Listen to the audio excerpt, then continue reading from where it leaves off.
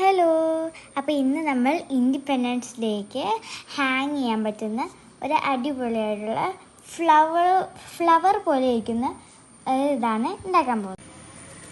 ഇത് ഇവിടെ 1 സെൻറ്റിമീറ്ററും ഇവിടെ 20 സെൻറ്റിമീറ്ററും വേണം. ഗ്രീൻ 10 സെൻറ്റിമീറ്ററും ഇവിടെ 1 സെൻറ്റിമീറ്ററും. ഇനി വൈറ്റ് 15 സെൻറ്റിമീറ്ററും 1 സെൻറ്റിമീറ്ററും മതി. അതിൻ്റെ കൂടെ നമുക്ക് വേറൊരു ഐറ്റം കൂടി ഉണ്ടാക്കാം. അതിന് വേണ്ടിയിട്ട് ഇത്രയും നീളമുള്ള ഒരു പേപ്പർ എടുക്കാം. അത് കഴിഞ്ഞിട്ട് അങ്ങോട്ടും ഇങ്ങോട്ടും മടക്കുക. കറക്റ്റ് അളവിൽ മടക്കി എടുക്കാം.